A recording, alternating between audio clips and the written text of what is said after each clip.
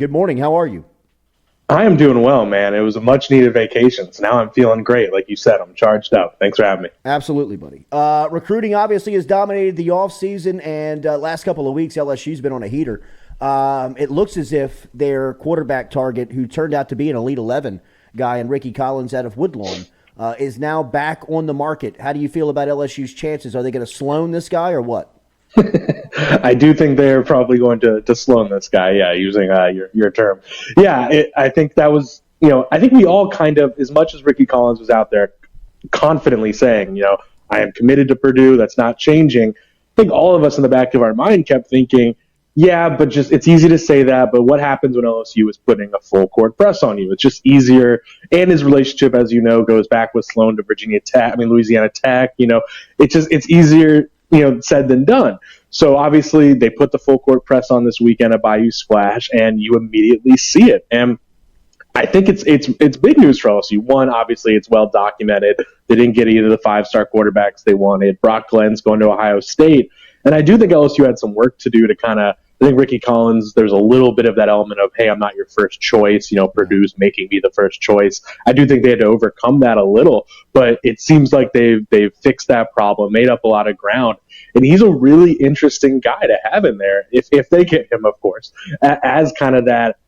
It's hard to, I don't want to downplay him. He's a really good 4-star prospect, but as that kind of gritty guy with swagger to kind of go in there with Nussmeier and Howard. So LSU does seem to be in a great spot. Brody, so many times you've written about it. It would be my storyline, whether talking on the radio or on this platform, of the mismanagement of LSU's quarterback room. They've had 4 and 5 stars littered all over the field. They couldn't get the quarterback position right, and it really started in recruiting. And now it seems like they've set up these consecutive cycles of top-end guys. If you just want to go over the last 3, Garrett Nussmeier, Walker Howard, if they're able to land Ricky Collins, that is 3 elite quarterbacks in 3 successive classes. How much have you seen them change the direction of that room since you've been covering LSU football?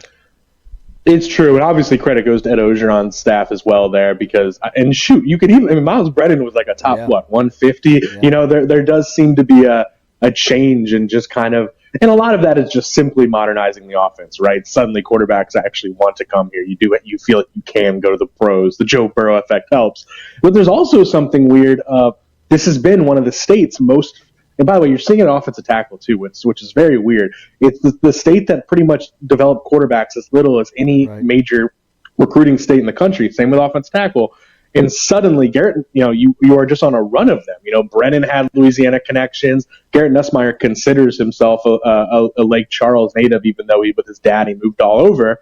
So that's another basically cheating Louisiana guy. Walker Howard, and then Ricky Collins. And probably there's a better story I need to work on like why suddenly there's this wave of them. But that is really interesting that suddenly there's good Louisiana quarterbacks. LSU's at least in position, and we're not even mentioning Arch Manning and Eli Holstein. So absolutely, I think that's a big part of it. But also, to your point, credit to Joe Sloan, credit to the staff and how they've developed these relationships. And now that room is stacked for the foreseeable future. Brody, do you think they saw enough in the 15 practices to know who their guy is going in right now? Or do you believe that this competition is truly wide open? Quarterback spot.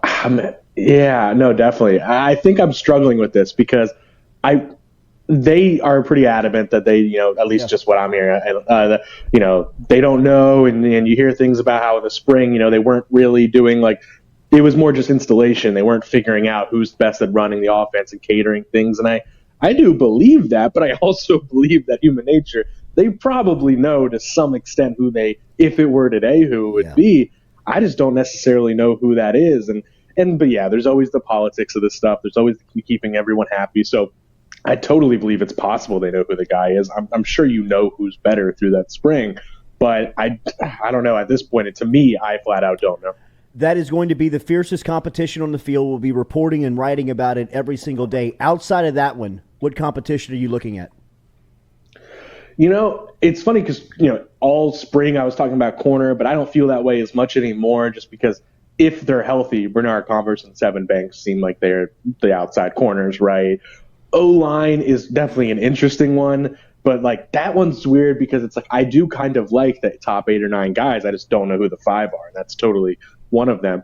But just to mix it up, just for the fun, What about, I feel like we don't talk enough about nose tackle, just in the sense that, by the way, it's a strength. Like, this isn't like a problem. The answer might be they just play 50-50, but isn't there something kind of weird with how Jaquelin Roy is this first-round pick prospect? He's on award list. By the way, I'm a big Jaquelin Roy guy. I think he's a stud.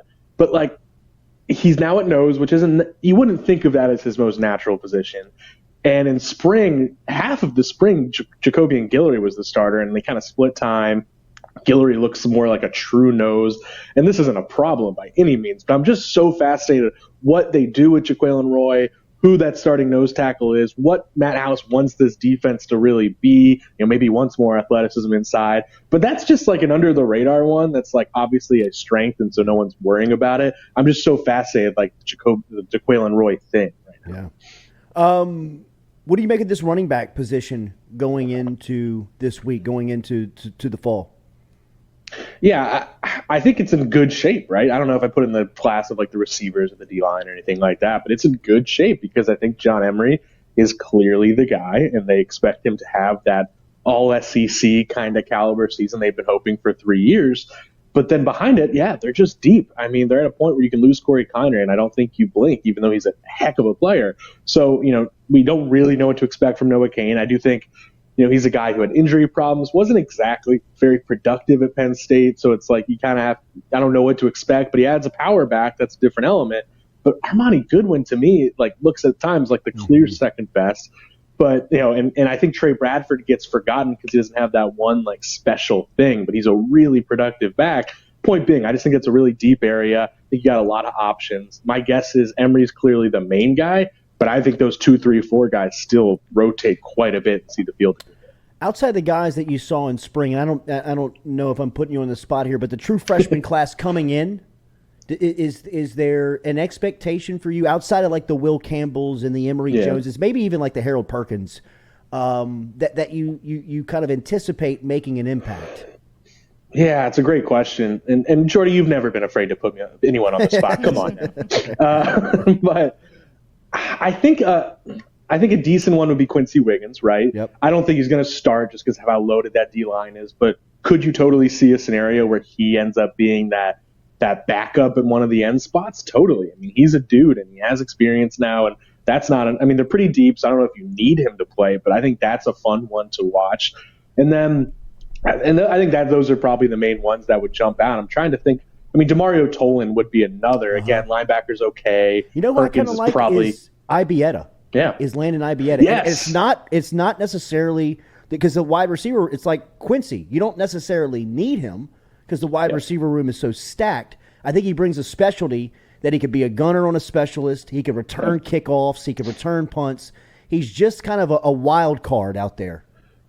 No, I love that pick. Because you know how it goes. Like, there's the guys that are highly rated, and there's the guys that the staff will just tell you privately, like, that dude just knows how to play football, and they love him. And he was absolutely in that camp. And to your point, yeah, he's not going to be in the main rotation at receiver. At the same time, as much as we talk about how loaded that receiver room is, and it's after 5 or 6, right? Then there's kind of like, all right, what is it? They're not like 8 deep like most years. So he could see the field at receiver too. So I love that pick. I wouldn't have thought of that, but I think it's a good call. Another intriguing spot for me is linebacker. And you and I had a chance to get to hear Mike Jones and followed him around a couple of weeks back. He seems in a great mental spot right now for where he is. What do you make of that position? Because I think a lot of people have expectation around Greg Penn. Absolutely. Yeah, I think it's kind of in that probably the running back zone, right, where it's like I feel solid about it. I don't know what the upside is right now, and I think it's kind of hard to calculate that upside because there's so little, clear experience snaps in terms of just seeing them at LSU. But yeah, Mike Jones played really high-level football those last 4 or 5 games, and he's clearly a leader. We shouldn't make nothing of the fact they sent him to media days because he is just a guy they trust. He's a SWAT team leader. They love Mike Jones, and I think that means that gives you a stability. And then Greg Penn, we've talked about him for a year here, but he's just a really impressive player who, if that's your starting 2, I think you have a lot of upside and you're excited. But my favorite thing is when a team, though, you have 4 starters, right? And it's like, okay, Micah Baskerville is the afterthought now, and that guy's a 2-year off-and-on starter who is a solid football player. Harold Perkins is a number 8 player in the country. DeMario Tolan. Then we forget about your West Weekses and your Colby Fields. So I feel really good about the rotation there. I still like don't know what the upside is because we just have so little evidence. But yeah, I feel really solid about that room because I love the idea of being able to ease Perkins in and let him rotate in without throwing him into the starting lineup. That's the dream when you have a prospect like that. What do you expect from the offensive line?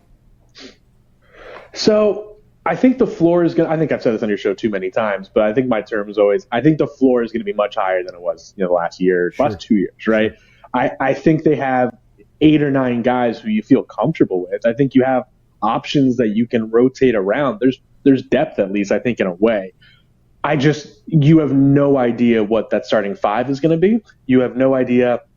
I don't love the upside of that room in 2021, I guess, or 2022 is the best way to put it, where Will Campbell's a freshman, a stud freshman, but he's a freshman. Mm-hmm. I think Garrett Dellinger earns a spot either guard or tackle, but it's just one of those things where you have a lot of pieces that you're okay with. I don't know how many pieces you love. And Kelly's even talked about how, hey, we're going to be solid, but that's the room that needs to get it going the most. So, yeah, if you ask me, we did a segment on our podcast, Hold That Podcast, yesterday, where we're just like, list your starting 5. And Chris Branch and I had completely different starting 5s because I think it's not concrete.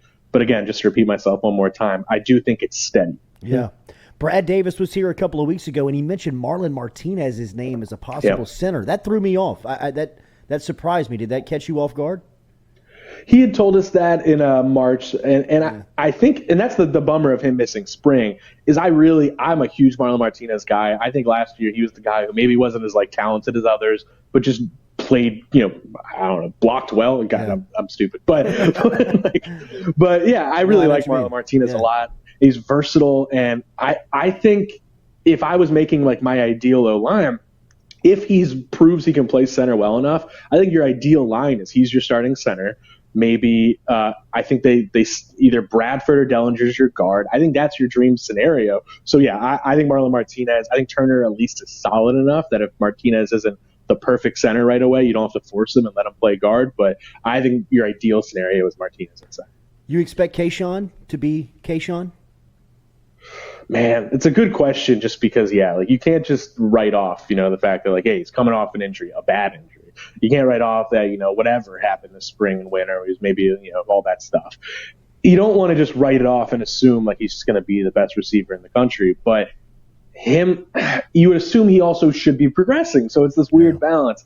Yes, I do think, one, he's going to have better help around him. That's a really good receiver room. That should help him. His numbers might not be the same, but I think he's going to be a star receiver. So I don't know if he's going to be the Heisman candidate superstar that he was probably on the path to be. But yes, I do think he should be one of the best receivers in the SEC. Maybe one of the toughest questions to answer on this team. Who's the 2? Besh, right? It's so funny. Malik, Thomas. I mean, it could be.